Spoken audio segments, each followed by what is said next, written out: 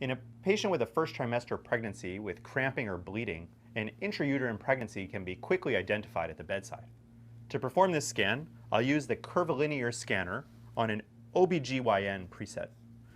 With the indicator to the patient's right, we'll start the scan by going in the transverse orientation and really aiming that transducer just above the suprapubic area into the pelvis to identify the bladder.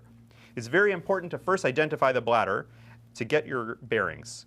And from here, we're going to scan from the bladder and then identify the uterus, hopefully just adjacent to the bladder. Once I've identified the uterus, I'll continue sweeping through until, ideally, an intrauterine pregnancy is identified. Early signs could be a yolk sac, but in this one, I can even see fetal heart tones present.